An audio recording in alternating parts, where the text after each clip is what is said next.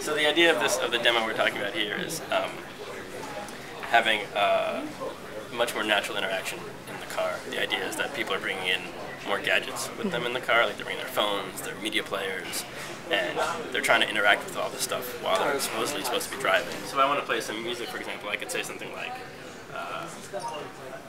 play the Chili Peppers. And so it turns out that the actual system name is, the actual band name is actually the Red Hot Chili Peppers. You know, whereas many systems will expect you to say exactly the words that are in the player or the song name, where you can be very flexible. So here I'll show, this is one of my favorites. This is what each of those little blue flares that we saw flying around are doing. So the first line is saying, well, if I see a blue rock, then I'm going to fly towards it. Otherwise, if I don't see that blue rock, I'm just going to wander around slowly.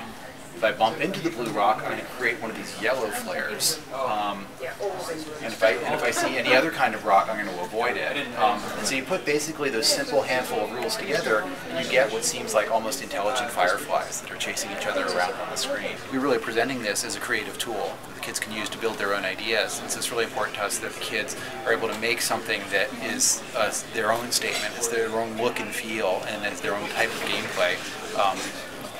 To sort of, and it goes back to sort of teaching programming as though it was an art class. So this is an interactive dome, and so we have a projector inside the dome, and it projects all over the inside of the dome, and we can manipulate the graphics by waving our hands over the projector. I have a graph demo. Here is just a view of my social networking graph, and really what's just a demonstration of it. It's just how this graph, one particular implementation of this graph can look. Right now we're showing a worldwide telescope in the dome. Jupiter. There. So now we can do a little bit of space travel, and it's the same way. Now we're kind of anchored at the Jupiter level. What we've done is basically written some algorithms that basically pick up when you make a hole with your hands like that, and so we can do multi-touch kinds of gestures. So now you can zoom in and out and pan the view, for example. One moves. If you put two together and do, then you're kind of zooming in or zooming out.